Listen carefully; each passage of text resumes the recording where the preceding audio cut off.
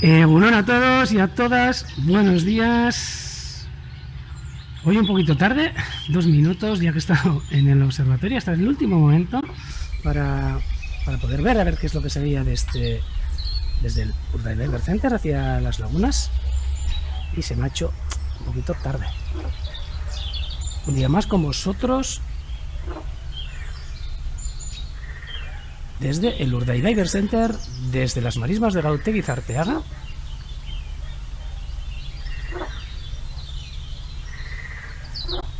En la reserva de la biosfera de Urdaibai. Un día más que primaveral, veraniego, diría yo. Ahora mismo tenemos 18 grados. Un día espectacular para poder disfrutarlo también, ¿por qué no?, desde nuestras casas, ¿no?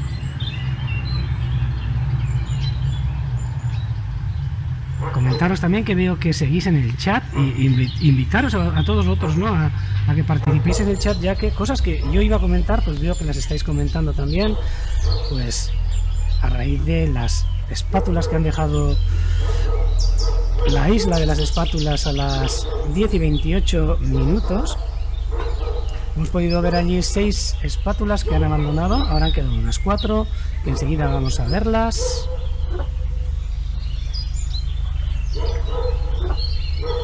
También nos comentan que, bueno, pues mucha gente por el trabajo, porque no puede quizás acercarse hasta estas horas, ¿no?, de las 11 de la mañana y las 6 de la tarde, pues por lo que da, pues se suele ver también los vídeos que subimos de las emisiones a nuestro canal de YouTube, donde los tenéis allí todos accesibles. Y bueno, y un saludo a todos los que nos seguís. Besarga hundibat eta upada hundibat gu jarraitzen gaituzuen guzti hori. Hasi Folguerolesetik, Leonetik, bueno, Madriletik, a Mariña, a Coruñatik, Zaragozatik, Beasain Dignoski, Sevillatik, bueno, leku guztietatik jarraitzen diguzun guzti hori. Espero dut, orain traktorik esastea, espero que no empiece nadie con el tractor, aunque sí, vamos a escuchar que algún vecino ha empezado a trabajar con el tractor, o sea que, bueno, es lo que hay en estos lugares, ¿no? Estamos en la reserva de la biosfera de Urdaibai, donde siempre suelo decir que convivimos toda esta fauna, todo este paisaje con los humanos, ¿no?, que también realizamos nuestros trabajos y estamos muy cerca de estas marismas, ¿no? Aupada hundibat ere, Iruña arte, Donostiara, Cáceres arte. Me dicen que me lo paso bien, pues sí, pues la verdad no me puedo quejar. Yo en estos momentos me considero privilegiado el poder estar en esta casa que veis ahora en imágenes, que es el Urdaibai Bird Center. Prácticamente hasta ahora ha sido mi segunda casa, pero ahora os puedo decir que es la primera, ya que prácticamente no salgo de aquí, pero bueno, tampoco hay mucha más necesidad, ¿no? En un sitio de verdad precioso.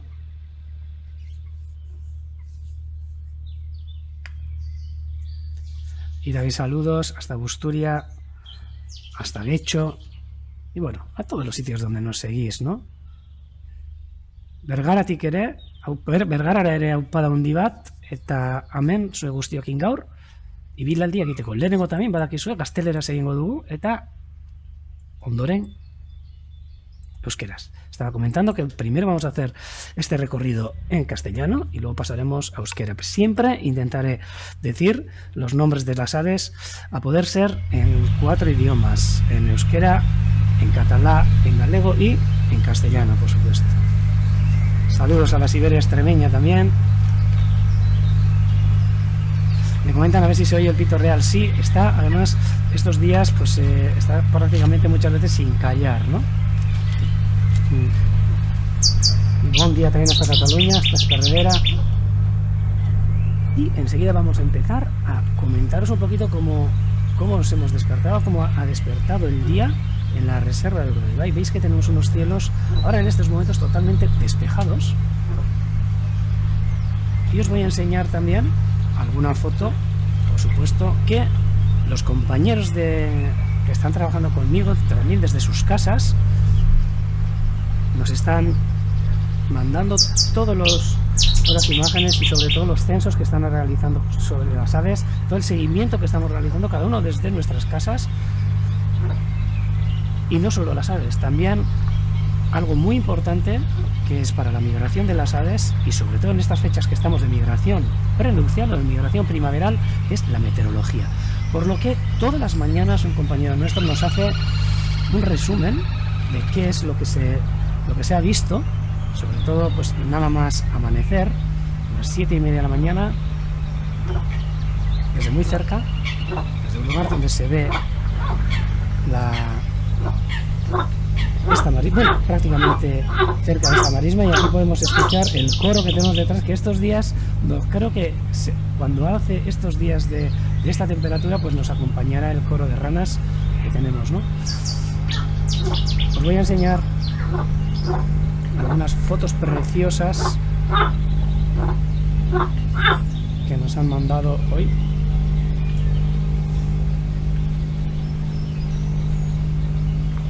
Aquí en las imágenes podéis ver hoy a la mañana, justo cuando la luna estaba para meterse en el horizonte hacia el oeste, pues el aspecto que tenía el cielo, ¿no? Comentaros pues que bueno, pues prácticamente estaba despejado, pero había ahí algunas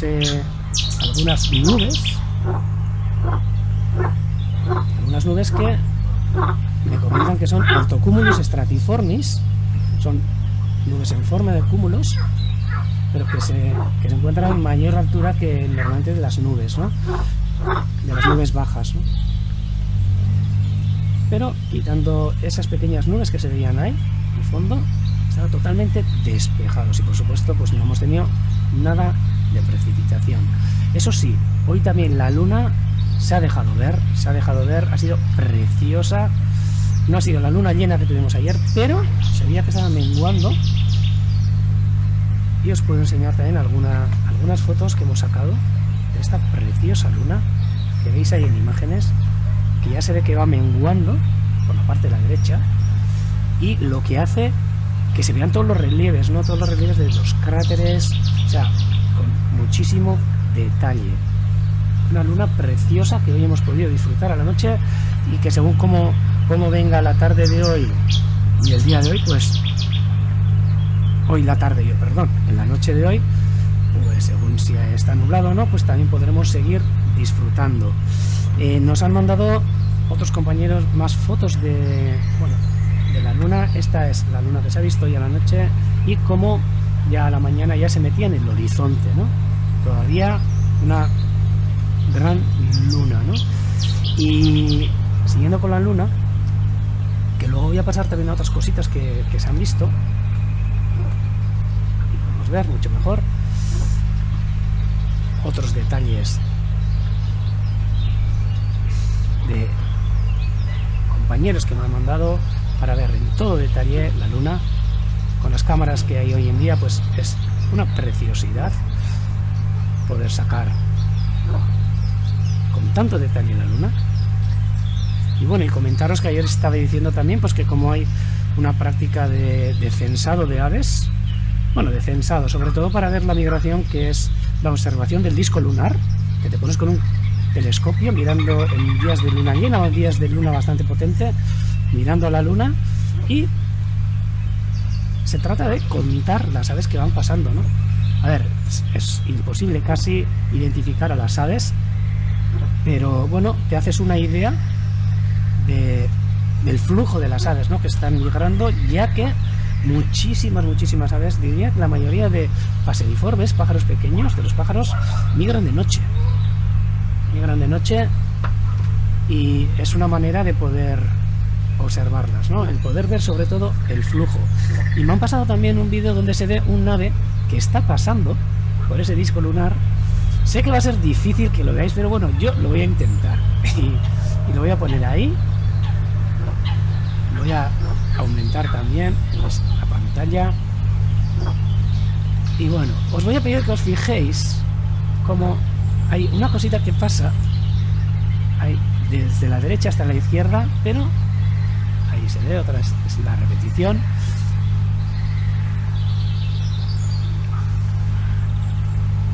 Y bueno, vosotros si no lo veis también, imaginaros que es verdad, ¿eh? Lo que habéis estado viendo ha sido una vez que estaba cruzando la luna desde la derecha hacia la izquierda, y bueno, que ha sido captada también en esto, ahí. Bueno, buen día hasta Girona, hasta Coria del Río también, buenos días, Bermiotik ere, Sevillatik, bueno, Getariara, oso argazki polita orantxe bialdu duzuena. Unas fotos preciosas que nos han mandado desde Getaria, también desde la costa guipuzcoana de la luna. Y bueno, comentaros también que no solo ha sido la luna lo que se ha podido ver. Hoy un compañero nuestro pues también nos ha mandado fotos de perdón, de algunos planetas que están alineados ahora mismo.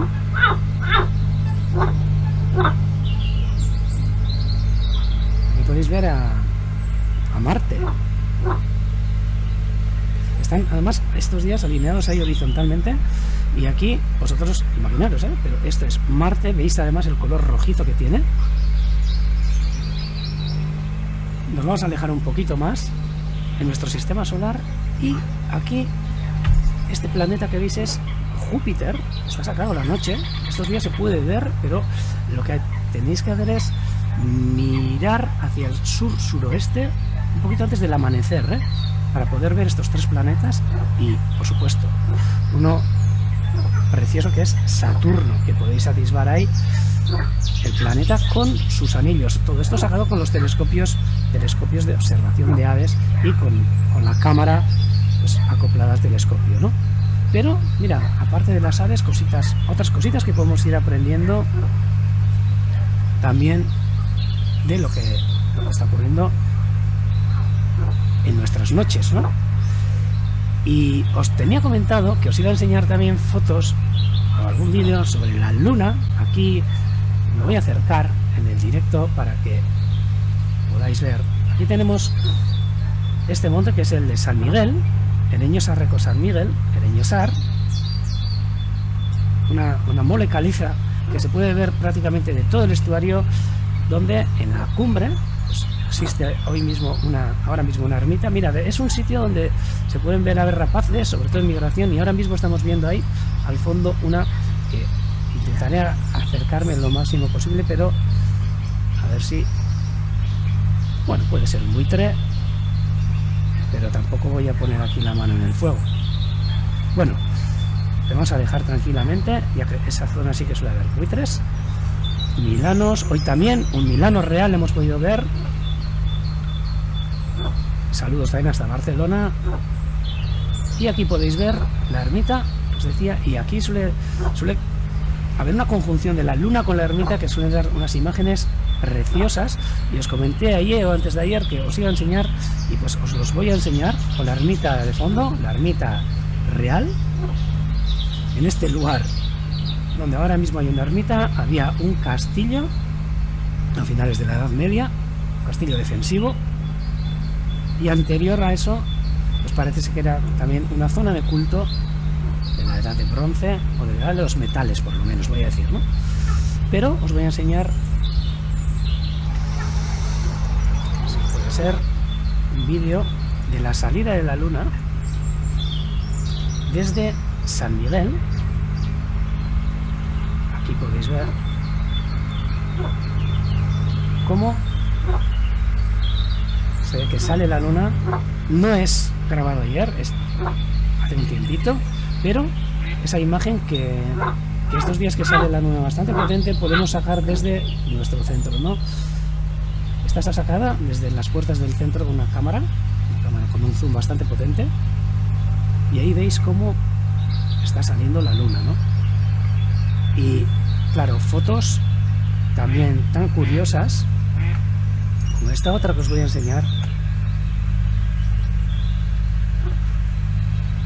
Luego ya daremos paso a las aves, con esta otra foto preciosa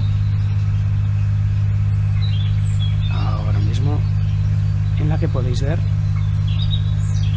la luna saliendo al fondo.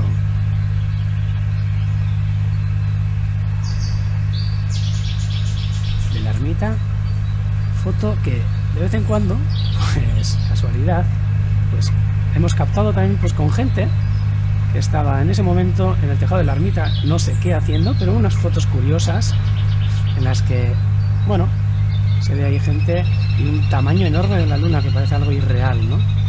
Debido al zoom.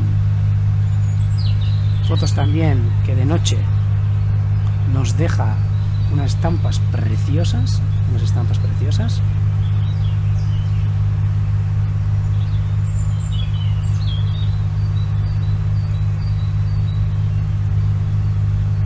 Y aquí, la que os he comentado, con esta gente que parece que están sosteniendo la luna, ¿verdad?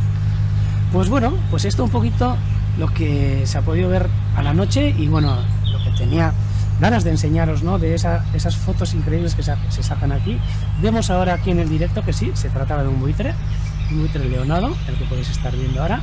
Bueno, no me he fijado si era negro, pero aquí desde luego el buitre negro, pues se ha visto alguna vez, ¿eh? No digo que no, pero aquí podéis ver la silueta típica de un buitre pasando en estos momentos. Está muy lejos, muy lejos.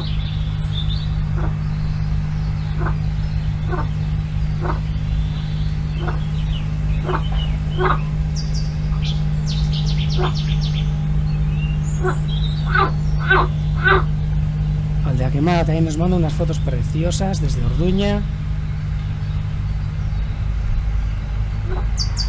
Y bueno, hay gente que pues bueno, que estos días pues está en sus casas, tanto en Bilbao, pues pasando pues estos días de confinamiento, aún teniendo pues casa aquí, ¿no? Es lo que nos han ordenado y lo que deberemos de hacer. Pero bueno, nosotros crearemos aquí esta ventanita para poder llegar hasta vosotros a enseñaros estas preciosidades que hay aquí, ¿no? Hoy, ahora mismo vamos a empezar dentro de nada a mirar las aves que tenemos en la marisma y luego pues seguramente para hoy a la tarde os tengo preparado también un poco de la evolución de esta marisma que estáis viendo ahora, y os tengo preparado un poquito para que os deis cuenta a cómo ha llegado a ser lo que es ahora y de lo que fue antaño, ¿no? Una zona de pastos, de terrenos ganados al mar. Y bueno, pues que os haré así un recorrido rápido sobre la historia de esta marisma, ¿no? Y por supuesto con un recorrido para ver las aves y otras cosillas que hay, ¿no?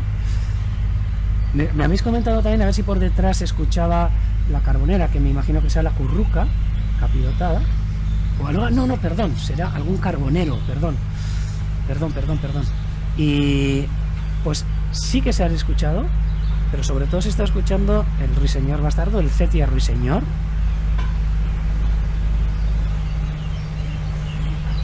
Dicen que les sé que empezaba a caer mal porque estoy aquí confinado aquí. La verdad, os he dicho que soy privilegiado y el confinamiento aquí pues es un lujo, o sea, la verdad se ha dicho. Pero bueno, intento, pues como siempre suelo decir, es muy aburrido para mí, resulta muy aburrido el poder observar las aves, el poder disfrutarlos yo solo, ¿no? O sea, no sé, creo que nos pasa a más de uno que disfrutamos con la observación de las aves, ¿no? Que nos gusta compartir, ¿no? Y pues bueno, pues hemos podido ver que, pues ¿por qué no? Usando las nuevas tecnologías, pues nos acercamos un poquito hacia vosotros para compartir pues estas imágenes, ¿no? Ya me gustaría que pudierais estar todos aquí donde estoy, todas aquí donde estoy yo ahora, pero bueno, va a llegar el día, ¿eh? Va a llegar el día que termine todo esto y volvamos a juntarnos, o bueno, o nos conozcamos aquí, ¿no? Y yo estaré encantado de recibiros con los brazos abiertos, aunque sea, si tiene que ser de 2 metros también, pero aquí estaremos. Ahora mismo, mira, os voy a enseñar las gaviotas, que es increíble, pero todavía hoy una de ellas, veis a este que ha salido del agua, que tiene todo el buche lleno, me imagino que con la misma anguila de ayer, con una anguila gigante que andaban intentando comerla. Aquí vemos a la pobre esta que se le ve con el buche mucho más vacío, ya que pues está un poquito abusón, pues se la ha zampado. Me tengo que enterar, a ver, porque tampoco estoy seguro si en el caso de las gaviotas las hembras también son mayores que los machos, pero ya voy a enterarme, porque ahora mismo la verdad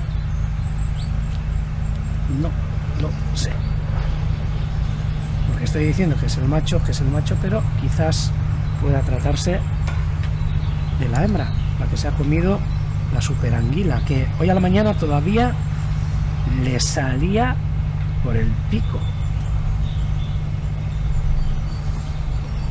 Y veis que tiene aquí todo el buche totalmente lleno. Non sean periere. Aquí al lado de las... creo que le está pidiendo, pero... Esta será una pareja de gaviotas patiamarillas, que siempre, como aquí es la más común que tenemos, aunque en invernada también está la gaviota sombría, y también tenemos alguna parejita de gaviones, y luego pues bueno, todo el tipo de gaviotas que entran, que son más especiales, ¿no? Este año hemos podido ver aquí en la marisma una gaviota enana.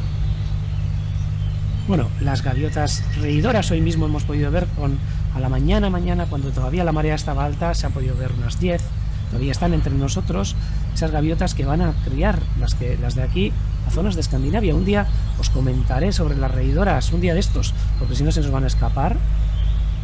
Y algunas anilladas que hemos podido ver todos los años en Guernica, en un puente que hay, en el centro de Guernica, y que venían anilladas desde Suecia, desde Malmö. Estamos viendo aquí estas dos gaviotas patiamarillas que están en esta marisma. Quizás harán un intento de cría. Siempre hay alguna pareja que intenta criar en la marisma, aunque normalmente crían en el islote o en la isla de Ízaro. Aquí veis los ánades reales, y al fondo, aparte del tractor, el ruiseñor bastardo que está venga a cantar. Hoy también comentaros que es un día de migración perfecto. O sea, hoy es un día pues un día perfecto para no ver muchas aves.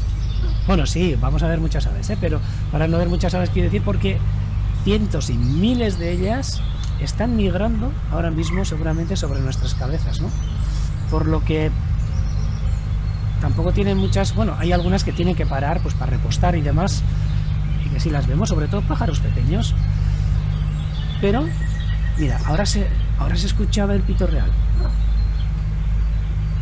Y me comenta Juan, a ver cómo diferenciamos machos y hembras de gaviota patiamarilla. Y solemos andar anillando en la colonia de la isla de Ízaro, de gaviotas, pero os voy a decir que a veces, pues por comodidad o no sé por qué, pero solemos estar con un experto en gaviotas anillando, y pues yo voy apuntando muchas veces y me suele decir, pero sobre todo creo que es por tamaño de tarso, tamaño alar, un poco tamaño, podemos saber las hembras y los machos. Pero ahora, por mi dejadez, ya podéis perdonar, pues no me he quedado con el dato que sí, los machos son más grandes o las hembras son más grandes, porque con las rapaces pasa que las hembras son más grandes, aunque en los paseriformes muchas veces los machos son más grandes. Por ejemplo, en esa que estamos oyendo continuamente, que es la cetia ruiseñor o el ruiseñor bastardo, los machos son muchísimo, bueno, dentro de los tamaños relativos que hablamos, ¿no?, muchísimo más grandes que las hembras. Estamos hablando casi de 1 centímetro más largos de ala, o sea que eso es tela. O sea, en proporción, sería medio metro en nuestro caso. No medio metro, pero bueno. Aquí vemos a las fochas que están tranquilamente alimentándose en la marisma. Hoy, como todos los días, también hemos realizado el censo a la mañana y hemos podido observar cerca de 30 fochas, creo que han sido 30 y pico fochas, algunas estarían escondidas, y que es más o menos la población de las parejas también que tenemos aquí criando, ¿no? Estoy dando un repaso por toda la orilla, pero ahora tenemos dos cosas en contra para poder ver aves aquí, que es un día precioso de migración, que estarán muchísimas, como os he dicho, volando sobre nosotros, y que la marea ha bajado, y al haber bajado la marea, pues las aves se suelen dirigir, muchas de ellas, sobre todo los limícolas, a las zonas del estuario exterior a alimentarse en los fangos y en los limos que hay, ¿no? Pero aquí, al borde del Carrizal, también podemos ver una preciosa focha que también se está alimentando.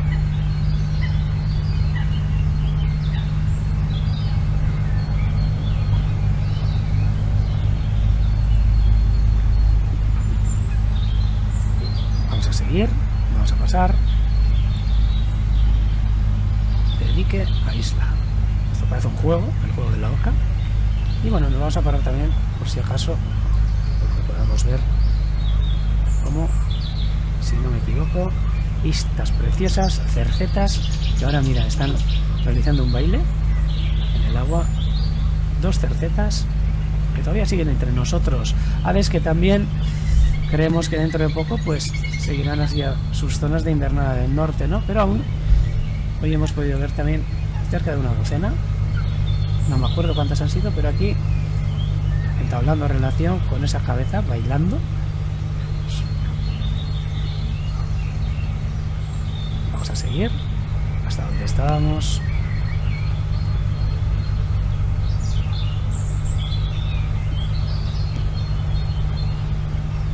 Nos vamos a acercar hasta la isla, a ver si tenemos algún visitante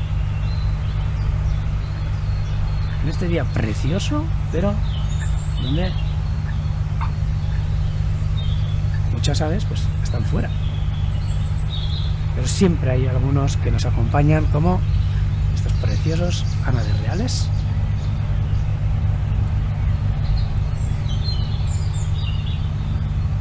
Y os agradezco un montón que mientras estemos haciendo la retransmisión me vayáis ayudando en la retransmisión, como por Dora, que me va a ver mirar en la guía, porque a mí muchas veces pues no me da tiempo, ¿no? Mirar. Mira, os voy a poner unos estorninos preciosos que acabo de ver que han llegado a la cámara del comedero. Este de aquí parece pinto. Tenemos estorninos pintos y estorninos negros en estos momentos, y el de la derecha pues tiene toda pinta de un estornino negro, pero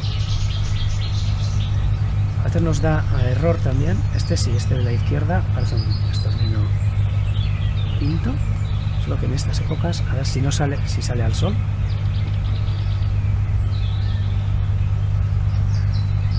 Sí, tiene pinta de, sí, estornino pinto, diría. Y el otro que está escondido ahora, a ver, lo tenemos que ver. Aunque es muy extraño que estén dos juntos, pero bueno, ahí le veis que les encantan las bolas de sebo que hemos puesto. Y bueno, y he rellenado los cacahuetes y la comida, porque ayer alguno de vosotros me comentó que estaba bastante vacío. Y bueno, son comederos. Nos dicen a ver por qué tenemos que quitar, y la verdad pues en primavera normalmente los solemos quitar, ¿no? Y ellos ya son muy suficientes de encontrar también la comida en todo el entorno, que ahora hay de sobra. Nosotros normalmente solemos ponerlo en invierno para echarles una mano en la invernada, sobre todo a los paseriformes. Pero estamos viendo unos gorriones que están preciosos. Algún día también os voy a hablar de ellos, porque aquí cerca tenemos un gallinero en el que están a sus anchas y todavía quedan muchos. La verdad, una cosa muy curiosa, bueno, curiosa y triste que está ocurriendo aquí en Urdaibai, por lo menos en esta zona, que los gorriones molineros, landa cholarreak, euskaraz, han desaparecido. Antes teníamos algunos pocos que criaban en algunos agujeros que dejaban los pitos reales, agujeros que quedaban en las casas, pero de repente, en pocos años, los hemos dejado de ver y ya son varios años que no hemos visto ninguno. Por lo que, no sé, en principio pues da la sensación de que esta zona no ha desaparecido, y sabemos que en otras zonas del País Vasco pues que siguen siendo comunes, entre comillas, pero aquí va así, ¿no? Y bueno, ¿y por qué tenemos que quitar? Pues bueno, normalmente lo solemos quitar y ya dejamos a los aves que... Mira, acaba de venir ahora una curruca capirotada, una hembra, que ahora no sé dónde está el macho, ¿no? Porque ha habido un macho que ha sido el jefe estos días por aquí, pero que, bueno, hoy no lo he visto. Pero ahí está la hembra, también dando cuenta de las grasas de las bolas de sebo con semillas que hemos colocado, ¿no? ¿Veis ahí a este estornino que está mirándonos fijamente?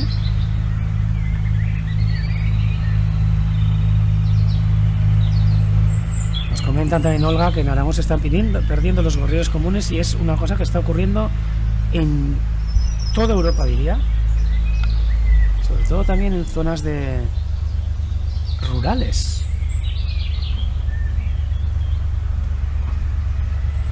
Nos comenta aquí José Antonio que se ven otros pájaros con el cuello amarillo, no sé cuál podrán ser. No sé si sean carboneros o así. Bueno, vamos a pasar otra vez al recorrido y luego, si es que vemos, nos acercaremos al comedero. Vamos a seguir antes de que se nos vayan todas las espátulas o todas las aves que estén aquí. Chanchangorris, que son petirrojos en euskera. Pues mira, nos comenta Víctor a ver cómo hacemos las bolas de sebo. Yo os voy a comentar cómo las hago yo. Estas bolas que he puesto ahora son comerciales, pero normalmente yo suelo pedir, solo que se me ha gastado, suelo pedir sebo en las carnicerías, sebo que normalmente ellos pues lo suelen rechazar, ¿no?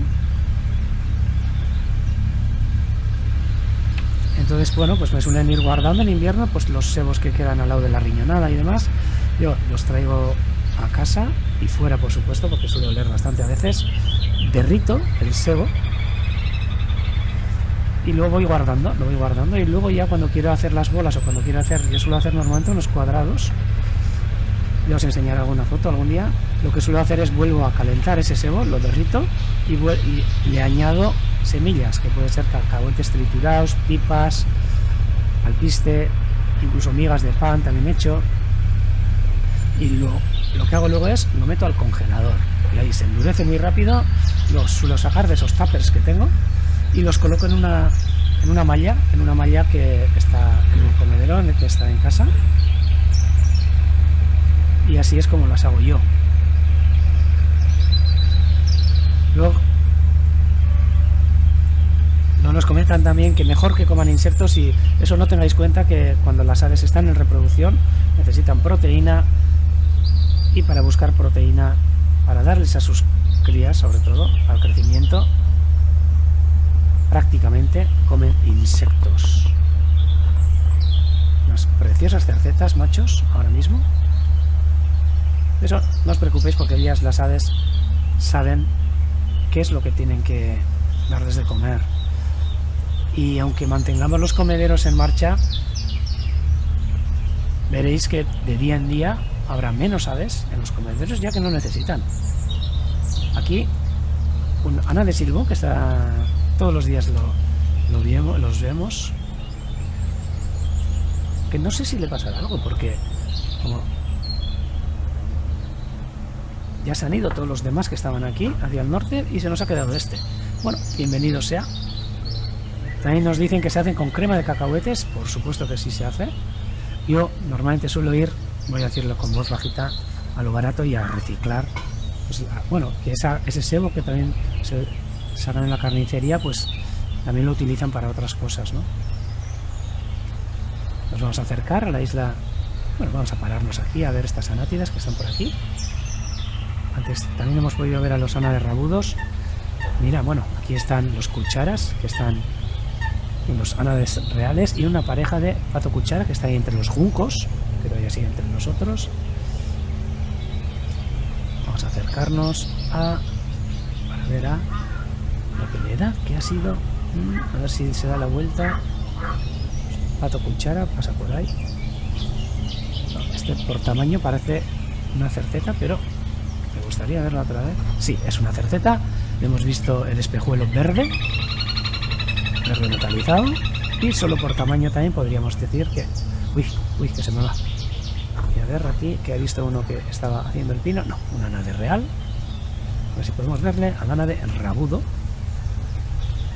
Que también estaban por aquí. Había una parejita solo, y a la mañana de esa docena que hemos tenido durante todos estos días, pues ya van disminuyendo, ya se están yendo hacia el norte, claro. Y aquí, la isla de las espátulas, que nunca está sola. Es por eso que le llamaban la isla de las espátulas, y ahora podemos decir la isla de las espátulas y fochas, ¿no?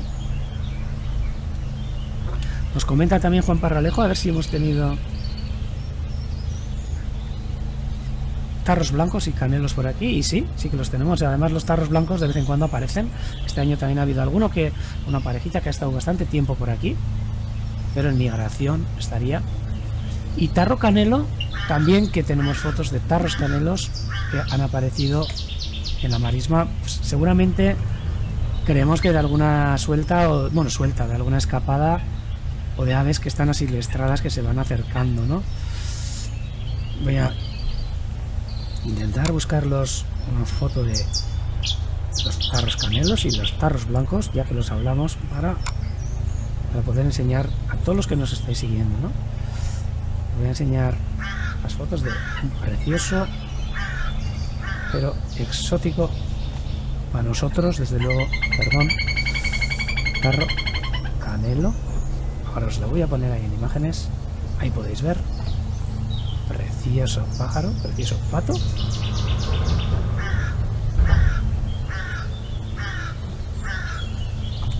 A ver si tengo alguna otra más bonita.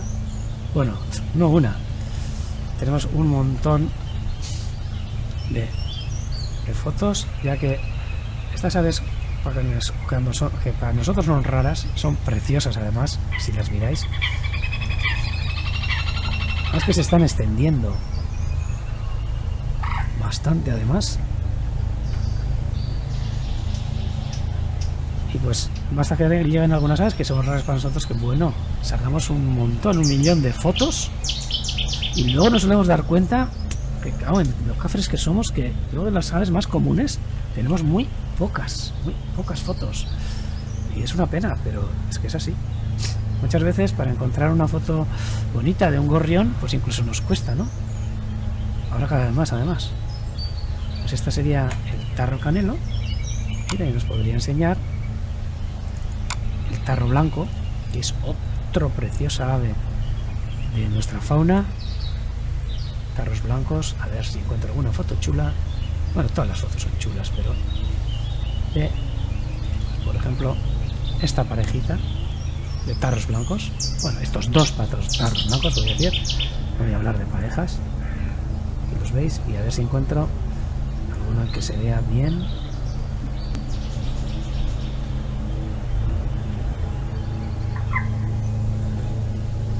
Ya que estas aves también suelen aparecernos.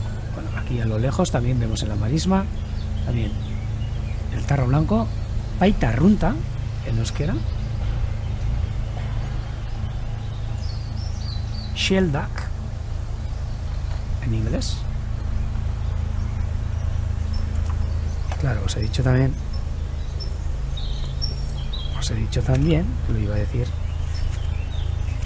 en galego y en euskera, hoy en catalá, y en catalá es el ànec blanc,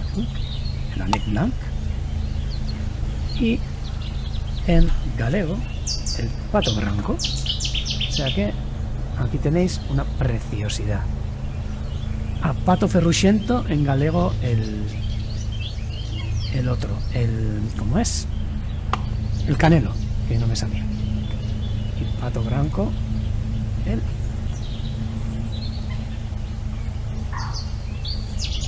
tarro blanco. Ander también nos manda unas fotos chulísimas del tarro canelo, y también nos comentan que también se vieron cisnes negros aquí en San Antonio, en lo que es en el estuario, y deciros que sí, que son aves que por a veces de lugares escapados, de jardines y demás, los cisnes negros que son de Australia, pues los hemos tenido en la reserva de la biosfera, y además son aves con mucho de tener cuidado, ya que son muy territoriales y desplazan a otras aves. Aquí se daba el caso que unos cisnes negros desplazaban todos los años a unas barnaclas carinegras que llegaban a invernar a estas zonas de la marisma, y pues la verdad pues nos daba bastante rabia. Patos preciosos, Ander, las fotos que nos mandas, Ganso del Nilo pocas veces hemos visto, pero creo que alguna vez sí que ha habido, pero no estoy seguro, Ahora se me está escapando. Y bueno, y ahora lo que vamos a hacer es, yo os voy a dejar con estas espátulas, con la cigüeñuela que está ahí, y vamos a dar paso a la retransmisión en euskera. Y os comento, como todos los días, pues que os podéis quedar y seguir con la retransmisión en euskera. Podéis seguir haciendo los comentarios, que yo los comentaré también en euskera y en castellano. Y si queréis seguir con esta pequeña vuelta por las marismas de la Otegi Arteaga. Y os voy a dejar, como siempre, para que conozcáis el centro también un poquillo. Uy, perdón.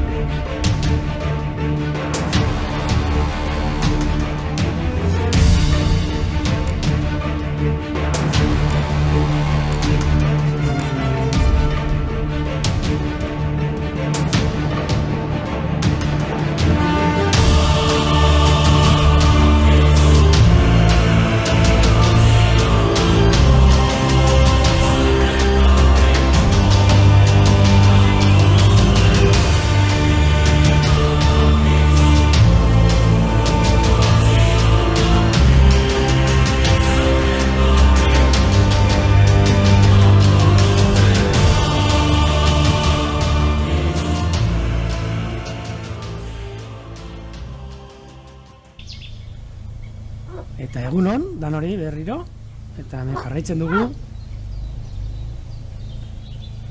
ibilalditzhonekin, egunero egiten dugun ostera honekin, Urdaibaiko biosfera erreserbatik, hemen Gautegi Arteagan kokatuta dauden urmael hauetatik, Oruetako ezegunetik.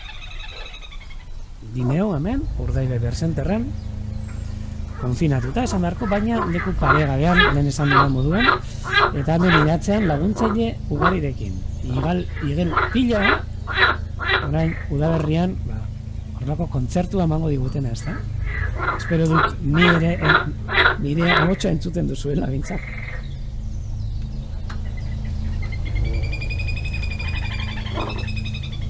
Atzetik ez bakarrik igelak, bai, entzuten dira, bai, txilinportak,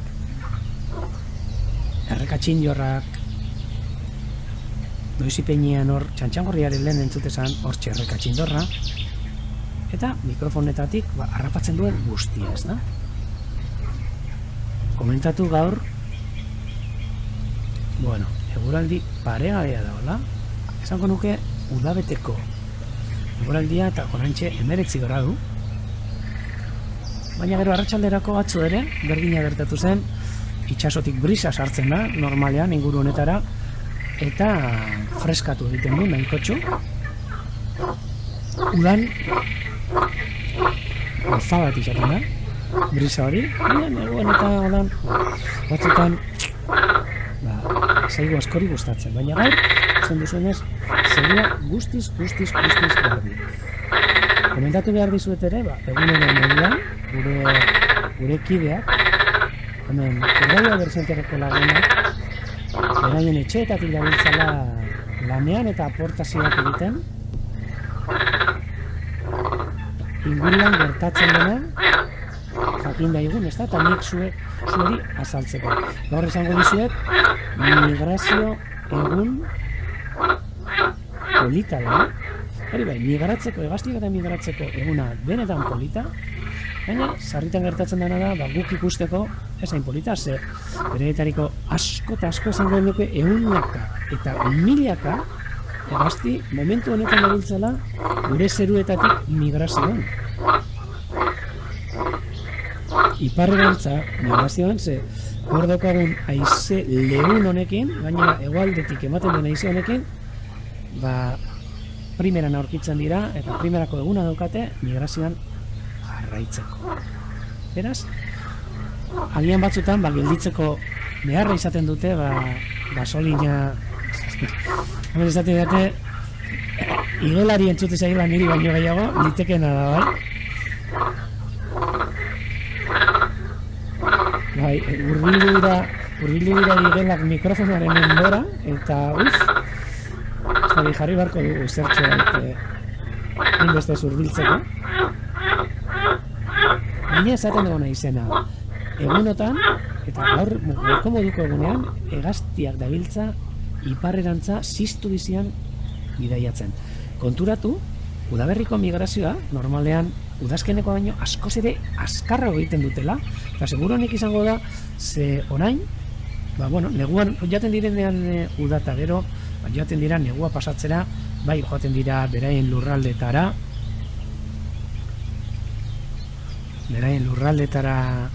joaten dira, eta eskerrik asko Vicenteri, beran etxetik lortu delako apurtxo bat igelen doinoa gelditzia. Nik ere ikasi beharko dute, mandoak hemen ditut ere ni manejatzeko moduan, baina hor daukagu gure lankideak etxeetatik lanean eta amentxe laguntzen gu guzti hori, ezta? Eta esaten eguna izena oso polita xente, bota duzune igelaren irudia, eta esan barra nuena denak, orantxe asko migratzen, baina negu pasatzen doazenean, lasai asko joaten dira, eta egunak igaratzen dituzte lekuetan, baina udaberriko migrazioan, hegaztiak topera ibiltzen dira migrazioa oso azkar egiten, eta batez ere, suposatzen dugu izango dela, hainbat eta harinen iritzteko beraien lurraldeetara, batez ere, abiak egiteko lekurik onenak bilatzeko. Eta harrapatzeko, noski. Horregaitik, gure etxeetan adibidez, enarak, oraintxe garaienetan etortzen dira, eta lehenengo hortxe etortzen dira harrak ziztu bizian, harrapatzen dituzte, edo hartzen dituzte abiak, eta gero, emea itxaroten egoten dira.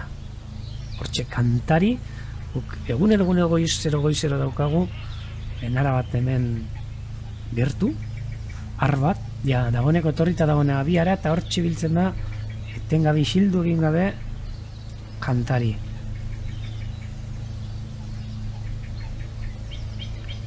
Galdetzen didate, barnakla buru beltzak edo barranta mutur beltzak hemen inbernatzen duten da, bai, batzutan bai, eskopuru handian, baina egoten dira.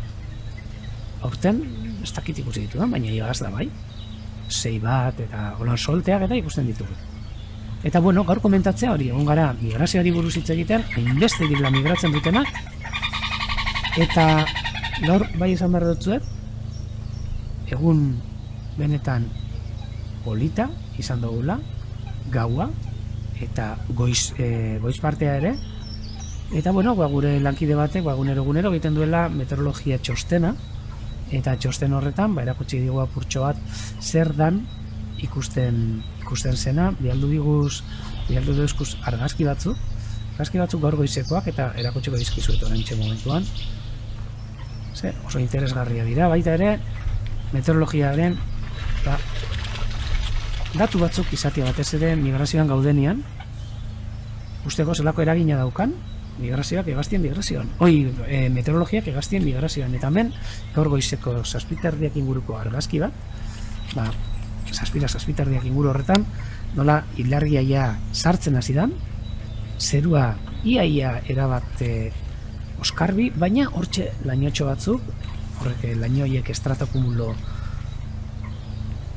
batzuk dira, altokumulo stratiformis batzuk dira, estratoak eratzen dituztenak, eta ikuste duzu, baina horrek izan ezik, beste guztia argi eta garbi. Eta gaur gauean ere, oso ondo ikusteko aukera izan dugu ilargia.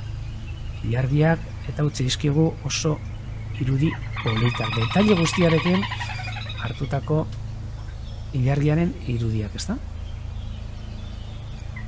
Ikusiko dugu ebai nola sartu den ilargia, mendien atzetik, mendebalderantza, eta gaur gauean ere, segun eta zelako zerua daukagun, ikusteko aukera izango duguna. Gure lankideak beraien etxetatik bialdu dizkiguten ilargiaren argazki benetan politak. Hor ikusten dira, gainera orain ja hasi da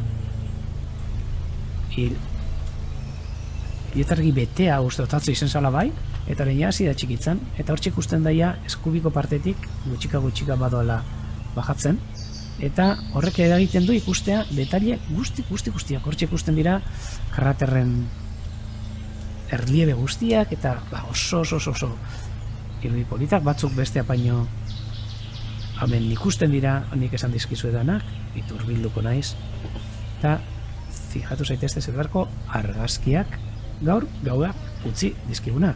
Eta egunotan, komentatu dizuet, zelan hemen ematen dan, hortxe zuzenekoan ikusten duzue Ereñozar, eta hemen ematen da horrelako konjunzio biztsi bat, ilargia eta San Miguel edo Ereñozar punta horrekin.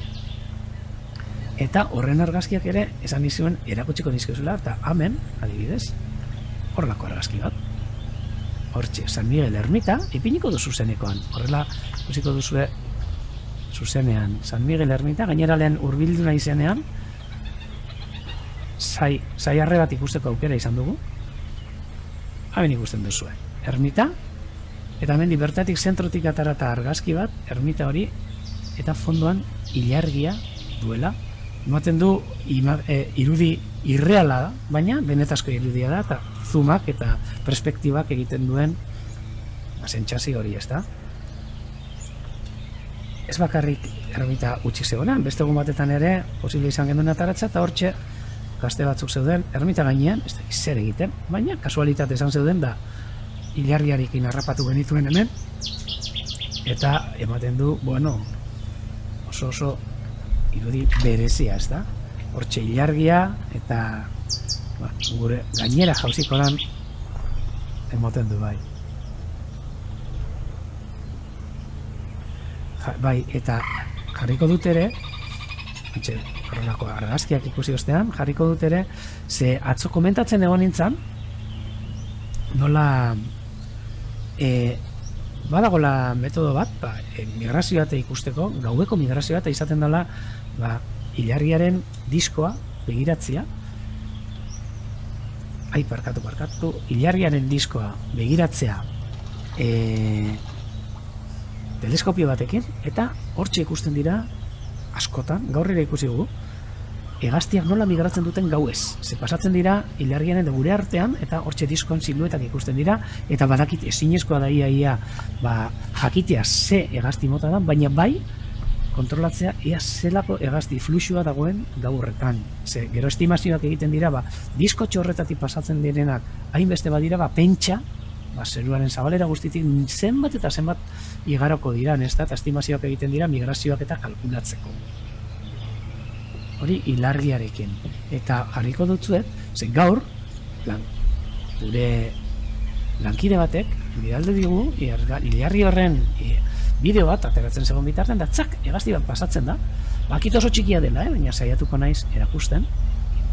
Hortxe gainean, lehenengo eta behin bideoa pantalla kompletoan jarriko dizuet, eta orain saiatu zaitezte ikusten nola eskerretik, eskubitik, eskumara beko partetik hor puntotxo beltz bat pasatzen den.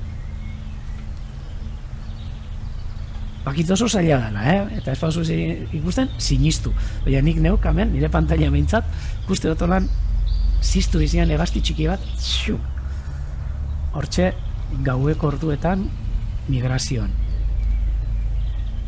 Hau, detailetxoa zan, jakiteko nola horrelakoak ere egiten dira, migrazioak eta fluxu hori jakiteko, ilargia begiratu noski. Hau izan da, bere etxetik gure lankide batek bidaldu digun argazki polita. Eta, ez du nahi joan, meteorologia eta zeruko irudi hauetatik, ez dut artera nahi, erakutsi gabe, zeruan ikusti ahal izan diren bestelako astro batzuk. Eta gaur ikusi izan ditugu planetak. Hemen ikusten duzuen hau, oso txikitxo bat izango da, baina oso interesgarria hau Martitze da, Martitz. Gainera esan behar dugu egunotan Marte, Jupiter eta Saturno, Martitz, Jupiter eta Saturno, alineatuta daudela horlan, horizontalki, eta hortxe ikusten dira, hau kamera batekin eta teleskopiarekin ateratako argazkia da, ikusten da kolore gorriska daukala, Martitzena, eta nola ez, bere alboan antxegon da Jupiter, hortxe ikusten duzuen astro hori, planeta hori, Jupiter izango litzake, eta urruntxoago dagoena noski, Saturno. Eta ez dakit ikusten duzuen osuen argazkietan, nola ikuste zaizkion, hortxe ikusten da planeta eta inguruan erastuntxo horiek. Hortxe jarriko dut erdi-erdian, ikusi alizateko. Nik neu bintzat, nire pantailan ikusten dut, Beraz, gaur, gau, benetan, interesgarria, eta ikusten nahi baldin baduzue, planeta hauek eta ikusi,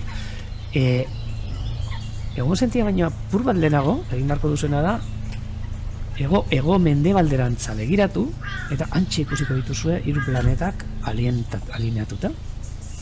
Beraz, beitu, gaur gauerako eguraldiak laguntzen badigu, edo zeruak laguntzen badigu behintzat, hortxe daukazue aktibitatetxo bat egiteko.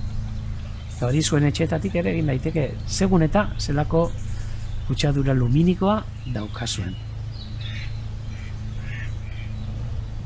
Behitu ze polita, xampek bidali diguna ere, atal bereziena, jakiteko, behitu, eta horrentxe, lehen ere ikusi ditugu, zaiarreak eta amentxe, zuen irudietan, Ereñosa ermitaren paretik egaz, oso urruti, zaiarreak, baina, kamera honekin aldituko ikusi. Zaiarrea,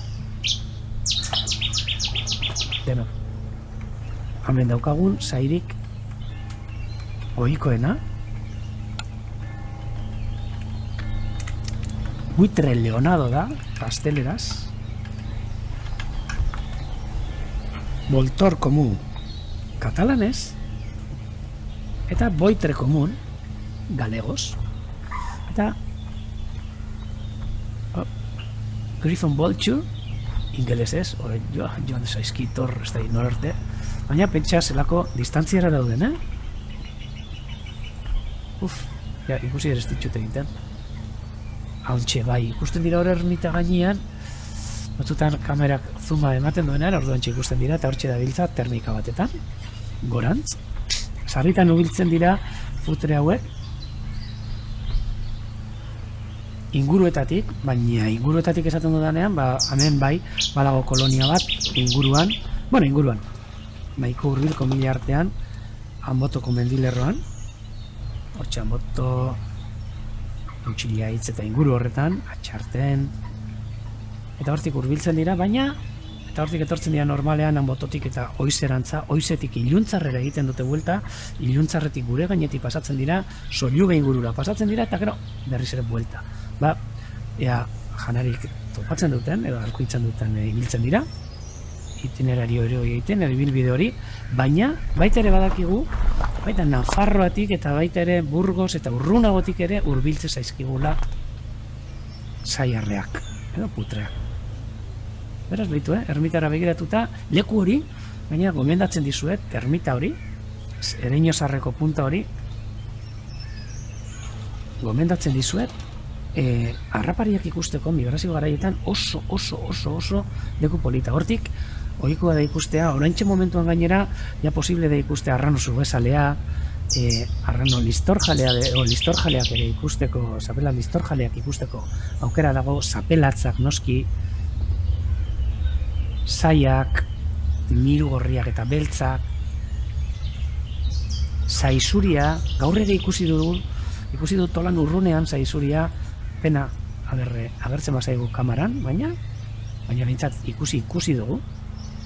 Hortxe zensuan agertuko da, gaur goizean, hortxe agertuko zaizkizue, 63 ez dakiz zenbat gazti izan diren, eta zentsuan sartzen dituguna beti, ornito.eus horretan, zenso, jende guztiari zabalik dagoen zentsoa, eta zuek ere zuen etxetatik, gainera, lehenko gunean, teleberrian ere, agertu ziren berrietan, nola proposatzen den jendari beraien etxeetatik ere arantzaditik, noski, egiteko zentsoiek eta horretarako daukate erreminta hori ornito.eus, benetan oso interesgarria eta oso ondo datoz jende guztiak sartzen dituen datuak leku horretara, plataforma horretara, segiro, kontutan hartzen diren datuak dira, batez ere ikusteko hegaztien populazioak eta nola dabiltzan evoluzionatzen urteetan zehar. Oso tresna garrantzitsua esango nukenik, eta danon eskura dagoena, eta danok hasi gaitezkena aportazioak egiten, ez da, ornito.eus atari horretan arantzadik gestionatzen du, Eusko Jaurlaritzaren laguntzarekin, eta oso herramienta polita. Guk hemen ornito.eus daukagu, Nafarroan ere martxan jarri da, Katalunian ere badago, eta gero hainbat herrialdetan ere dagoen plataforma.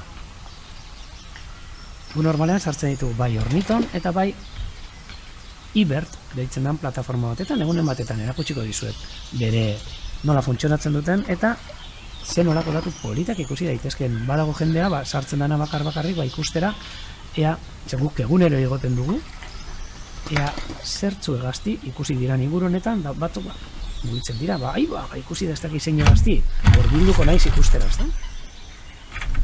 Hemen irudi politak, udaberri bete-beteko irudiak, erantzi ikusten ari garana. Gero urbilduko gara, egitera bueltatxoa, noski. Gaur, fijatzen bazarete, ez da ikusten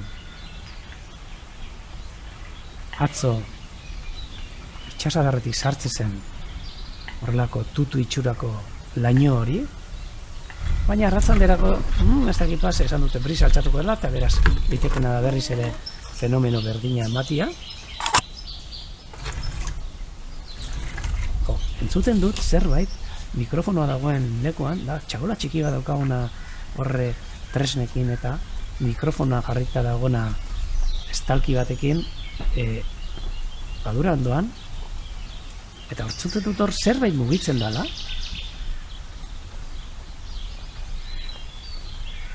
Eta batzutan, gogoratzen dut duela urte batzuk, izan genuela bizoi amerikar baten egiteko lekua zegoen, eta entzutezan mikrofonotik.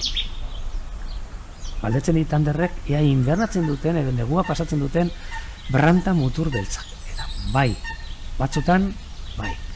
Egoten dira, normalean, neguko hilabetetan, negu-neguan, eta hortxe biltzen dira, Busturiko, Aspe eta San Cristobal inguruko lokastietan, hortxe lokatzartian, hor dagoen landare oso berezi bat jaten, zostera deitzen da, mare artean biziren landare bata, oso garrantzitsua hegazti askorentzat eta faunarentzat, elikagai itzela baita beraientzat, ahate txistularientzat, barrantentzat, eta bai, hortxe egoten dira banaka batzuk. Urte guztietan ez agian, baina sarritan ikusten da. Estela branta mutur beltzak eta ikusteko eta ere, oso posible da Santoña inguruan. Eta ja, hasiko gara, handik gutxira, ikusten dugu ubarriak ere batzuk badoazela, itxasadarren antza, hortxe, ikusten dira, eta gaur ikusten duzuen nola marea jaisten hasidan, eta gaur kanala utxik, gero arratzaldean irudi berdina ikusiko dugu, baina guztiz urestatuta, gainera gaur justo saioan gaudenean suertatuko da itxaskora ere, eta nik uste gaur ere erakarriko dituela oraintxe momentuan aprobetxatzen abiltzan jatekoa bilatzen ari diran egaztiak, ez da? Karriko ditu danak inguru honetara. Espero dut. Eta hasiko dugu bizitatxoarekin. Naiz eta gaur lasai egon, badura, baina beti dago zerbait. Eta zerbaitik ez, betiko lez, inguruan dagoen, irlatxoa arakatzetik hasiko gara, ea norbait dagoen, irlatxo honetan, eta beti dago zerbait. Oraingoan, hau gure laguna izango da, asko gustatzen zaileko, eta bai, ikusten dugunez, joan nahi zarratzen, hementxe daukagu Juankar, JC izeneko letrak dauzkan lertxuntxo txikia, lumak atontzen, eta gabiltza ikusten gutxi gora bera lumen evoluzioa, egunetik egunera, nola hasten zaizkion, honek kopetako 2 lumak, dangar moduan dauzkanak, horrek helduen luma dira eta oraintxe ugal garaian ateratzen zaizkien luma, eta hortxe luma 2 hasten, ondino kaskoz gehiago hasiko zaizkio, ikusiko duzu egun hauetan zehar zelan hasten zaien, gero hemen gorputzako atzeko partean dituen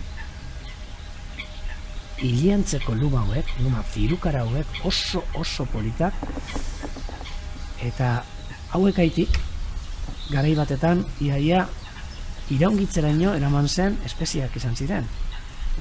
20. mendearen hasieran,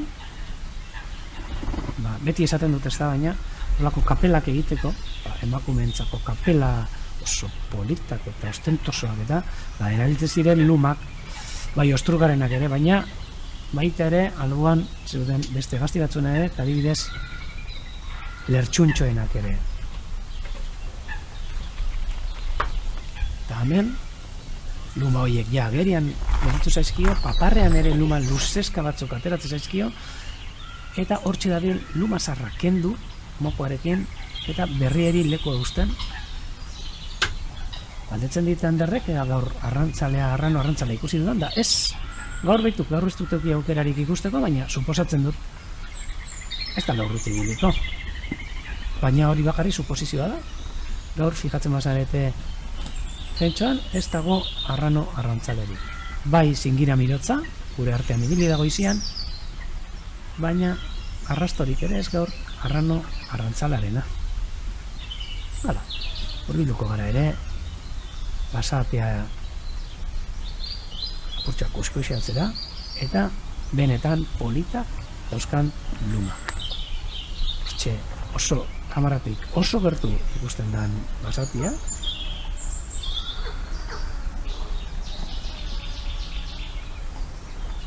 lumak atontzen hau ere, hartu zuezelako luma geruza daukaten batez ere uretako gaztiek. Eta hemen basate arra oso dizdiratxu, baina hemen alboan uste dut beste ar politia dagoela, baina ez basatearena. Bai, hemen dago. Ate, Jesus Maria, justo ikustera joan garenean, etorri da konpeta zuria eta bota hildu. Batutan oso ondarko libertzen dira. Eta kitze gaiti bota duen, konpeta zurionek. Ate bustan luze batik, erakustea nahi nizuen, konpeta zuriak xatu egin, ez da egin orai handen orain, zaietuko gara berriz ere aurkitzen, baina ez, bota du. Kopeta zuriak gainera dira oso lurraldekoiak, gainera garai hauetan, da liskarretan ibiltzen dira. Hemen. Uretara etorri da, guazen urbiltzeratik gozatuko dugu apurtxo batetan. Batemo, kosa bat honekin. Bai, mikrofonoan ondoan edo txoriren bat edo zerbait, David. edo norbait, baina norbait ez du pentsatzen, ze hor txabolan ezin da ez da sartzeko modurik. Bitu zer polita. Disfrutatu da egun, egazti honekin, ze amendi gutxira, nik uste dut, me bat ere badago gaur bi ikusi ditut, pikote bat, amendi gutxira, segurenik, ere iparraldeko lekuetara joango da biaitera. Fijatu zaitezte, ze batzutan marroia ematen du bat, bakarrik marroia direla buruan, baina oso dizdiratxoak dituzte, oso tonalitate politekin. Benetan, kuadro bizi bat. Agaten artean elegantenetariko bat, esango genuke. Gusto entarako dago, kolorea, baina nire ditziz oso elegantea dan, agate bat guztanan luzea. Eta hortxe ikusten duzue bere jateko era. Behan dagoen jankia edo sedimentua filtratu eta janaz. Oin, martxa egin dugu. Barkatu. Jesus, barkatu. Eta, jarrai daigun. Irratxonetatik, den kaioak egon dira, baina orain utzi gaituzte. Beste basarte bat. Lehen ikusten egon garana da, ate guztan luzea, Ana de Rabudo izan da. Aneko Aiarga, katalanez, eta galegoz ere esan barko du. Galegos ostotas mitzerakoa zela Aneko Aiarga Pato Rabilongo hemen lehengo kaioak eta uretariko bat lehen esaten egon gara moduan hemen uretan da ona ondinok bere zamatizear nik uste dut angilaren arrastoak dituela.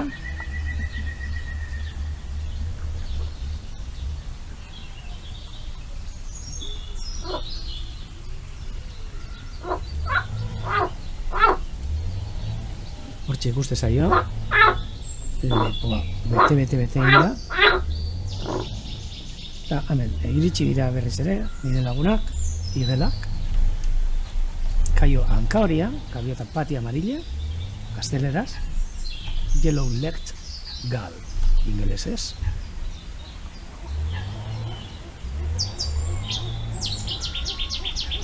Hemen, ez dira, pentsatu dut. A ber, honek ematen du basabatean itxura dauka. Ea? Bai, urdotetxoa. Hemen kopeta zuriak. Eta hemen zertzetak esango nuke. Ui! A ber?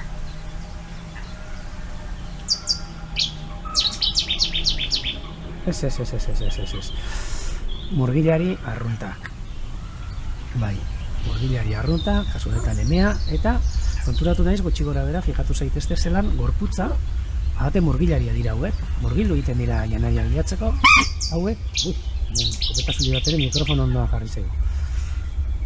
Gorputza daukate, uretan sartutagoa, beste gainazaleko ahatek baino. Fijatu zaitezte, norarte sartzez egin gorputza. Eta orain ikusi daigun, den ikusi ditugun pasateak adibidez. Askoz ere, kanporago izaten, bueno, hemen, barkatu. Hemen, jate guztan luzea berriz, baina ageriago izaten dute gorputza urgainean. Murgilari arruntak, hauek bai geldituko dira hauetariko batzuk hemen abia iten. Duela 3 bat urtetik hasi zaizkigu hemen urdai baina abia iten, egazti politxa hauek. Gainera urte berean oso kuriosoa izan zen, ze txingudin ere, hasi zidan, abia kontuetan, beste leku batzutan oso arrunta dira, Bueno, oso arruntak edo bintzate egoaldeko ezegunietan eta urmaeletan, nahiko arrunta dira, baina hemen duela 3 urte hasi ziren egiten abia.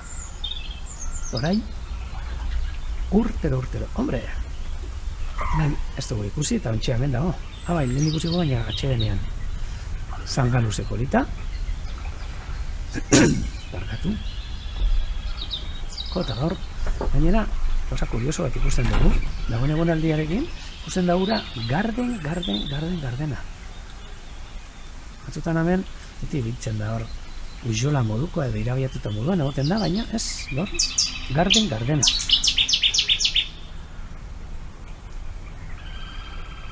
Zankaluzea, cigüeñuela, atuda, balegos, eta cames llargues, catalanes. Ai, hortxe egin dugu. Hortxe, jandajan, hintxe kopeta zuri baten alboan. Eta atzean okila, entzun izan da, okil berdia.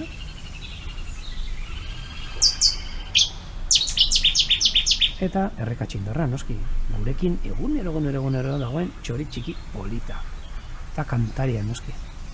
Basateak hemen, lasai asko. Jaten.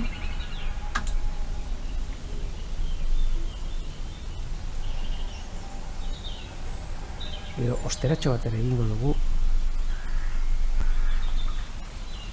Aboz eta Ander gaur ez dut ikusi. Atzo bai, baina gaur aboz eta ez da agertu. Agian egongo da, egongo da atzoko. Begiratuko dut ontxe. Pertxenta aboz eta gurekin dagoen oraindik. Baina gaur goizean nik behintzat ez dut ikusi. Ikusiko dugu, atzo atzeko partetik ikusteko aukera izan genuen, eta badespada, egon dugu bultatxoa. Gero bestelan egunean zehar ikusten baldin badut, esango dizut. Edo bestelan zuk ere jarraitu dezakezu ikusten, zuzeneko kameran, ea agertzen bada. Basatea bai, gainera ikusiko ditugu irratxoan dauden guztiak.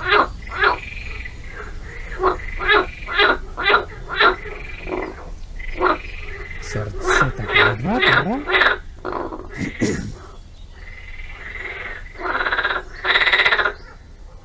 Emea.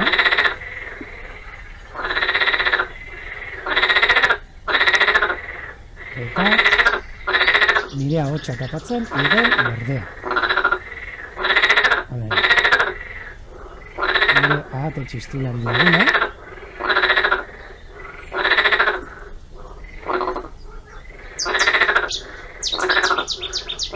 Zertzeta bat.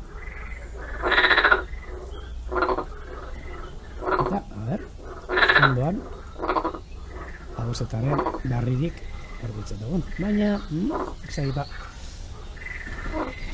gustatu zitzaion egun batzutarako leku hau, baina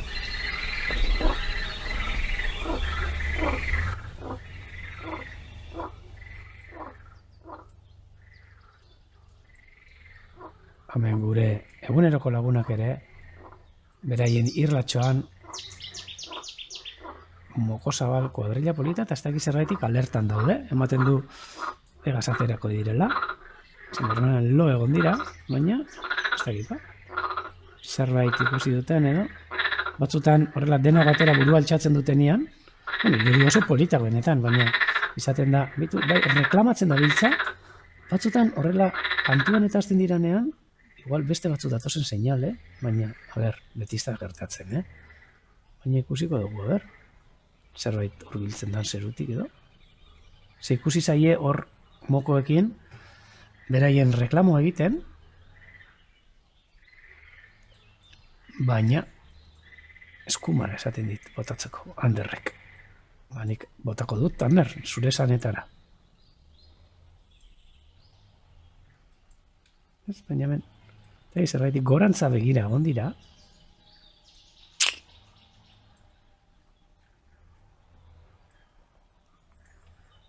Basatea bai, Ander, baina abosetarik ez dut ikusten, hemen ere ez. Zuek ere nahi baldin baduzu leku konkretutu batetara joan, zuek esan, eta nik alegin dugu naiz eramaten, zeia zuek ere ezagutzen duzu gutxi gora bera padura, beraz, esan dezakezu, alduzu enfokatu ez dakizien, bestea, eta zuek esan da nik saiatuko nahiz enfokatzen. Ben ikusten dugu padurako atzeko partea, edo urmaleko atzeko partea, baina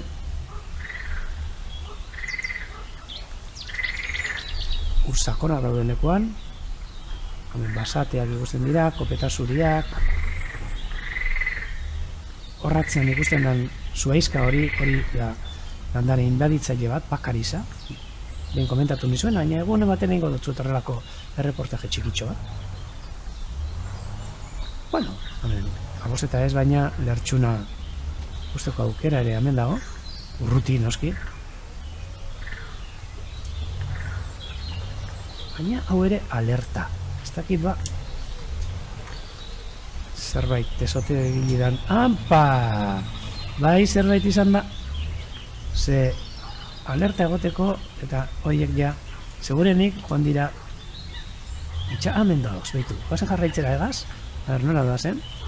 Ui, igual, migrazioan ja, ez, nik uste dut, behitu, batzuk bazaudete hor usturikoa zaretenak eta orain egian ikusten baldin baduzu leiotik, hemen ikusiko dituze mokosabalak, zuen ingururantza segurenik hurbiltzen.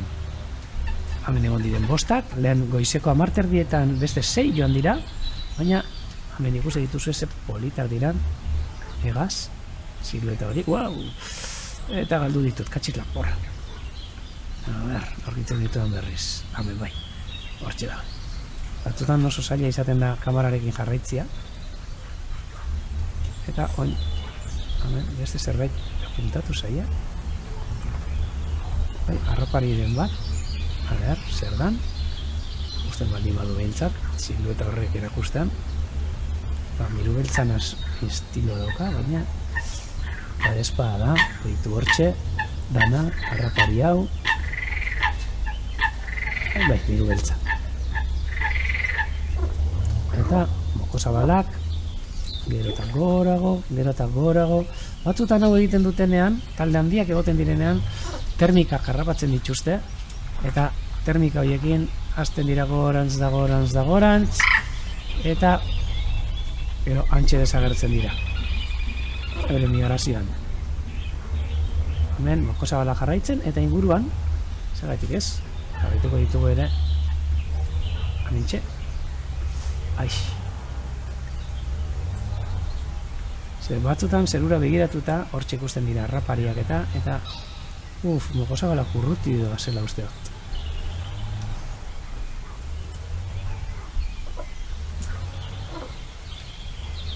Oso gora joan dira. Gaur esan dizuet migrazioa dagoen seinale, eta euretariko askok agian nahi dute hurbiltzen joan, gero eta gehiago, eta iparreko bere abiak egiteko lekuetara joan. Eta zerura begiratuta ere, hemen beti zerbait, kasu honetan enfokatuko balu mokosabalak ere, ondino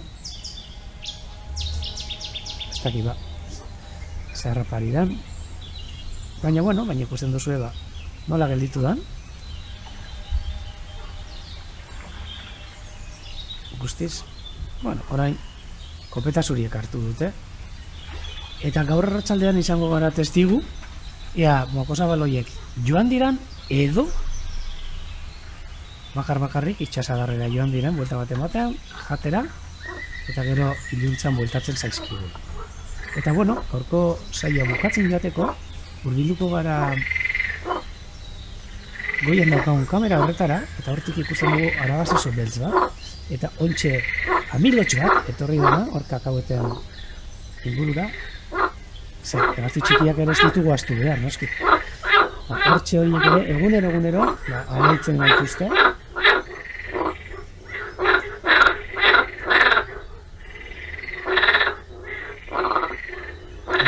amilotx polita,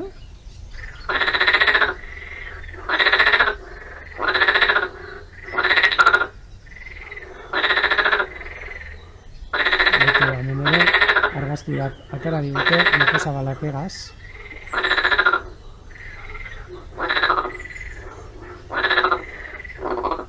Eta gure lagun hauen sinfonia politarekin, igelen sinfoniarekin, nik neuk, gero arte esango dutzuet. Eta arratsaldeko 6etan, nahi baldin baduzue, berriz, amintxe egongo naiz, ez naiz, zenterritik mugituko, ez da erosketak egiten ere, gaur? Beraz, hemen izango nauzue, gaur arratsaldean ere. Esarka handi badan hori, eta arratsalde onon bat izan.